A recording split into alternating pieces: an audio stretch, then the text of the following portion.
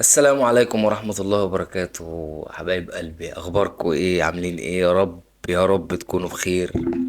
اللهم صل وسلم وبارك على سيدنا محمد وعلى آله وصحبه وسلم.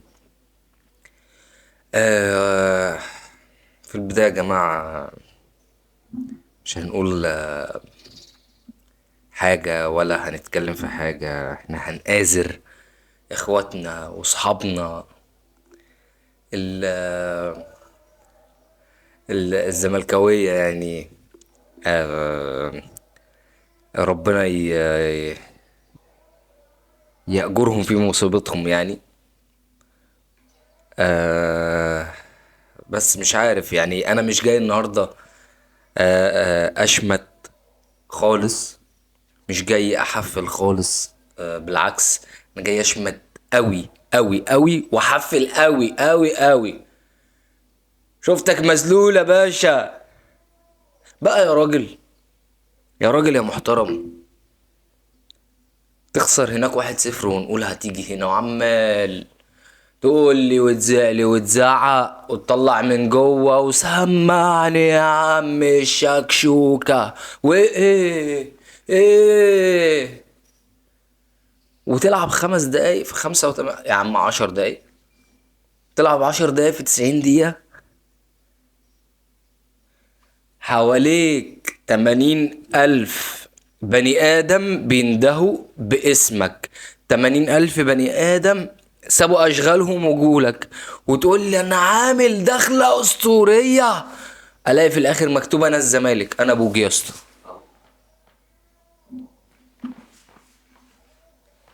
أنت الزمالك وأنا أبوكي عادي. وده فلان وده محمد وده حسين وده عبد الرحمن وده إيه؟ يعني إيه؟ يعني إيه أنا الزمالك؟ يعني إيه؟ ما أنا مش فاهم. يعني ايه؟ يعني انت خلصت خلصت كل دخلات سبيس تون بتاعتك، فمن الفضا لقيت نفسك بتكتب انا يعني مش اخر 5 دقايق ونلم الورق هنعمل ايه يا رجاله؟ طب يعني انا الزمالك ها، يلا. والمشكله ان في ناس زايطه على ان دخله اسطوريه، دخله ايه. عرفت مين؟ عرفت مين السبب في الخساره دي ولا ما عرفتش؟ بس في 2 عندك،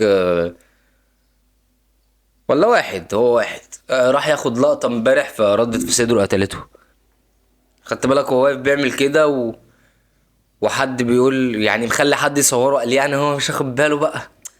اوه اوه هو مش واخد باله أبدا. ايه؟ في حد غسيل حد بينقط؟ فكك بقى من الأونطة، فكك من الأونطة. تلعب 90 دقيقة 100 دقيقة بالوقت الضايع مثلا في وسط أرضك وفي وسط جمهورك، و... وانت هناك في الجزائر كنت دايس على وش الفرقه دي.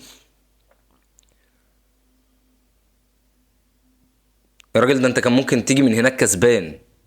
فمعنى كده ان الاداء اللي انا لعبت بيه هناك وضغطت الناس دي وخليتهم مفيش الا ان حصل يعني شقلبه في سيناريو المباراه هناك.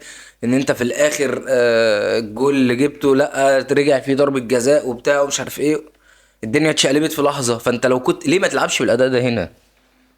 يعني كابتن معتمد جمال كابتن معتمد على الله. والله يعني هو امبارح نزل معتمد على الله بقى يعني. آه، فين انت؟ فين انت راجل؟ يعني يا نهار ازرق يا جدعان. انت راجل دخلت الماتش في اول دقيقة ونص، انت في دقيقة ونص عندك بينالتي. اول 5 دقايق 1-0 ليك. اول 14 دقيقة 2-0 ليك، الا ان الجون اتلغى. بداية طبعا اوفسايد. وضربة الجزاء ضربة جزاء مليون في المية مفيهاش كلام. مش بنتكلم على حالات تحكيمية. بس انت دلوقتي، انا دخلت الماتش راكب راكب من اول دقيقة ونص يا راجل. اول دقيقة ونص باخد بينالتي. دقيقة 14 بعمل عبد الله السعيد بيلعب ضربة حرة ثابتة، يعني كرة ثابتة تتلعب بتتحط بالعرض اوف سايد، ماشي جت جول بس اوف سايد ماشي. طب ملعب، طب ملعب، طب ما انا فين من بعد يعني من بعد اول 14 دقيقة تقريبا وهم كورتين في 14 دقيقة، انا فين؟ انت فين عامة؟ يعني انا كاتب لك بقى، كاتب لك الحاجات اللي انت رحت بيها ولا ما رحتش بيها والكلام ده كله. اتلعب عليك فاول في الدقيقة 20، اللي اتصاب فيه مهدي سليمان، الراجل نزل عنده ضمة خلاص، نزلت عواد. هي انت فين بقى؟ اهو الدقيقة 42 بيتشاط عليك كورة اللي عواد شالها من نص الجون تقريبا او. طب يا عم ماشي، الدنيا رايحة جاية، الماتش رايح جاي، ما هناك كان رايح جاي بيني وبينه. تخش الشوط التاني، الواد خالدي ده مشكلة، اقسم بالله مشكلة، لعيب ملوش حل. الدقيقة 53 شايط عليك كورة جنب الجول. الدقيقة 62 مديك واحدة ارتو برضو يا دوبك سنتين ما بينها وما بين العارضة. الدقيقة 67 خالدي دوت شايط كورة، انت بتتكلم في 53 62 67، انت في 5 دقايق، طب انت فين؟ الراجل شايط والجول فاضي لما عوض طلع، بس ساتر ربنا الكرة طلعت فوق يعني، فوق الجول. ناس بتلعب بناصر منسي من الدقيقة مثلا 80 ولا حاجة بعد ما نزلت، او مش عارف انت، انا مش فاكر ناصر نزل في الدقيقة كام، بس انت ما بقاش ليك شكل هجومي الا لما ناصر منسي نزل، لعب كورة بدماغه، اللي طلعها الحارس من زاوية صعبة في الدقيقة 84. والجزيري، الجزيري بقى، عشان انا يعني انا لما يتحط لي ثرو باص جوه اقول ايه، جوه الستة يرضى، جوه البوكس عامة، وانا رايح بوشي متطرف سنة كفرود، معرفش اقفل وش رجلي والف وسطي واحط، طب خلاص بقى يا عم بطل، نبطل بقى الشغلانة دي يا جامد، ولا ايه؟ ما هو يعني لما يكون فرود لا بيلعبها بكعبه للي جاي، مفيش جاي اصلا. ما كانش وراك حد حبيبي. منطقي، خلينا برضو منطقيين. آه الزمالك، نادي الزمالك يعني، بجد هنتكلم كورة بقى بجد بعيدا عن الهيصة دي كلها والسعادة والفرحة والكلام ده كله. آه الزمالك مشكلته انه وقع بدنيا. آه بس يعني انت وقعت بدنيا ليه؟ لان انت بتضغط ومفيش لعيبة، مفيش لعيبة. محمد شحاتة، انا يعني انا كأهلاوي مش عارف، يعني انا شايف ان الراجل ده لا يلام على تضييع ضربة الجزاء، هي في الاول وفي الاخر زي ما احنا عارفين اسمها ضربات حظ، بس انا بموت فيك يا شحتة، اسمها ضربات حظ. شئت ام ابيت، مش بمزاجك هتضيع، مش بمزاجك هتجيب. آه الراجل كان مركز، فهي حظ في الاول وفي الاخر، هي ضربات حظ، فيشاء القدر ان هي تضيع يعني، واللي بعديها تيجي وبس. انا مش شمتان، لكن انا فرحان ليه؟ لان انا اترحمت من زيطة لمدة سنة مثلا على الاقل، يعني في سنة على الاقل انا اترحمت من الزيطة اللي فيها. طيب، مش معنى ان انت كزمالك خسرت نهائي الكونفدرالية او البطولة ما بقتش عندك ان انت تقول لي ايه، ما نشوف السنة الجاية الاهلي هيعمل في الكونفدرالية. لا، ايه ده ايه ده بتتكلم عليها كده ليه؟ طب ما انت باكي امبارح بالليل عشان خاطر تاخد البطولة دي. هو اوعى تقول لي الاهلي السنة الجاية يروح يلعب كونفدرالية، يا جدعان انتوا مجانين. ما انت لاعب النهائي بتاعها امبارح وكنت هتبيض وتاخد البطولة امبارح.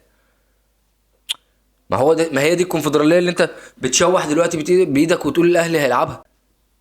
قال لا. فانت يا اما انت مجنون، يا اما انت مجنون. وبعدين انا لسه ما اتحكمش عليا رسمي، لسه ما مش رسمي ان انا هلعب كونفدراليه السنه الجايه. ويا عالم يا صاحبي مين هيلعب كونفدراليه.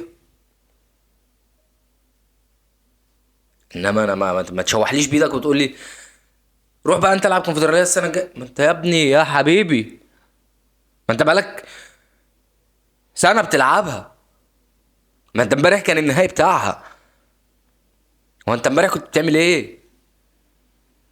وكنت هتبيض وانا الزمالك ومقفل الاستاد ومقفل النيله. فما تزيدش، ما تزيدش عليا. لا اله الا الله.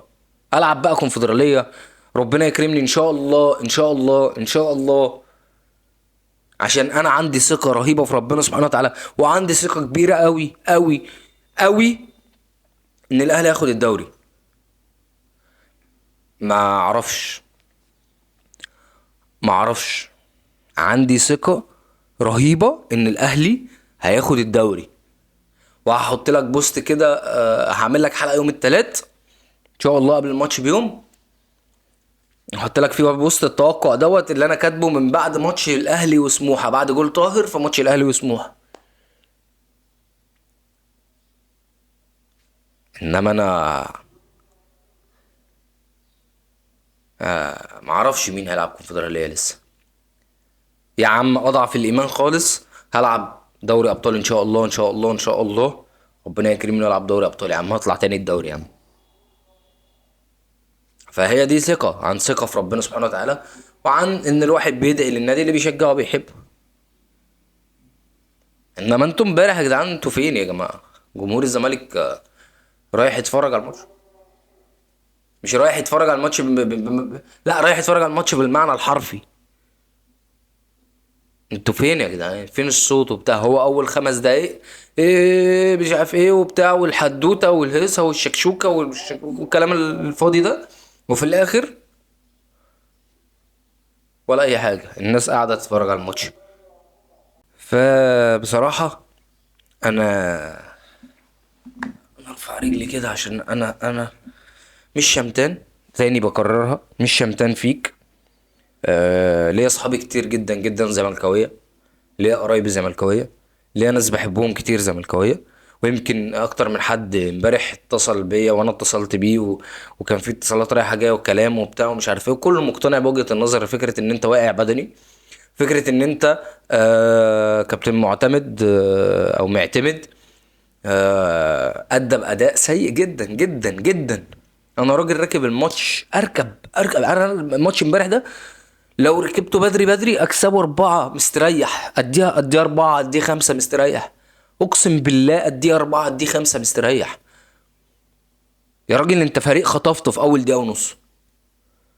وهناك كنت يعني هو جاي من هناك اصلا مقلق منك، انت هناك كنت هتديله على وشه.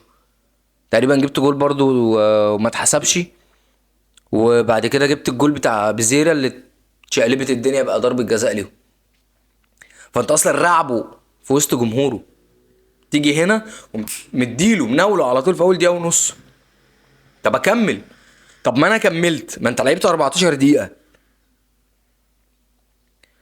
لعبت 14 دقيقه جبت الجول التاني اوف سايد، خلاص لغيره. هو انا خلاص اوف سايد دي اخر الدنيا؟ خلاص بقى ارجع بقى، ارجع بقى بارك ذا باص بقى، ارجع بقى ودافع بقى وقف وبتاع ومش عارف ايه، وما تطلعش الا بهجمه واحده في الدقيقه 84 لما ناصر منسي نزل. ايه يا عم في ايه؟ صلي على النبي. طب ما تستاهل تخسر بالمنطق كده وبالعقل. انت تستاهل تخسر. لا اله الا الله. ولكن شكرا اتحاد العاصمه الجزائري، رحمتونا من هيصه وزيطه كانت هتستمر طويلا طويلا جدا. آه ان شاء الله يعني ان شاء الله الزمالك يطلع تاني الدوري باذن الله لمصالحه جماهيره. و ان شاء الله يفرحهم باللعب في دوري الابطال افريقيا. وخلي بالك، عايز اقول لك حاجه مهمه قوي قوي قوي قوي قوي. اذا انا خدت الدوري، انت طلعت بموسم صفري. يا اللي كنت بتقول الاهلي طالع بموسم صفر يا كابتن، الاهلي موسم صفر، لا صفر ايه، انا مديك سوبر، تناسي ولا ايه؟ انا مديك سوبر موت في الامارات، وخدت البطوله، بقى عندي بطوله. انت خسرت امبارح سوري، انت خسرت امبارح ما عندكش بطوله، فانت ما زلت موسم صفري بأمر الله سبحانه وتعالى. انا لو خدت الدوري انت برضو موسم صفر، يبقى انا خدت كل حاجه السنه دي، يبقى انا خدت كل حاجه ما عدا دوري الابطال بتاع افريقيا، وتبقى انت اللي موسم صفري. فلا نستبق الاحداث، خلينا نهدى، خلينا نشوف الدنيا مخبيه لنا ايه. ان شاء الله مخبيه لنا كل الخير، ثقه عن عن ثقه في ربنا سبحانه وتعالى. خير جاي يوم الاربعاء ان شاء الله. هارد لك للناس اللي تستحق ان يتقال لها هارد لك، ما تزعلوش، انتوا ناس محترمه جدا جدا جدا. واحسن احسن للناس الزياطه، اللي بتعيش، اللي بتاخد لقطه زي سمعني يا عم شكشوكة، العيوطة، وخد لقطة على قفاكو وضحك عليكو، وهو الوحيد اللي استفاد بالريتش، وهو اللي بتقعدوا تندعوا عليه ولا تعالى صورنا ولا، وهو في الاخر هو المستفاد على ريتش ما شاء الله جاله مكاسب مادية. انتوا بتعملوا من السعر بس. آه شكرا لكم جدا، اسعدتونا، فرحتونا، ما كسرتوش بخاطرنا، نيمتوا ناس كتير زعلانه، بس انا نايم مبسوط جدا فوق ما اي حد يتخيل. واشكركم جدا جدا جدا جدا على جبر الخواطر اللي عملتوه معانا امبارح. واشوفكم ان شاء الله يوم التلات، النهارده لحد يوم التلات ان شاء الله قبل الماتش بيوم هيكون في حلقة هنتكلم فيها عن التوقعات. وزي ما قلت لكم هوريكم التوقع بتاعي من وقت كنت منزله على الفيسبوك من وقت ماتش الاهلي وسموحة، وفي ناس اتريقت عليا، ولكن محدش لسه عارف الدنيا مخبية ايه. اشكركم، سلام عليكم.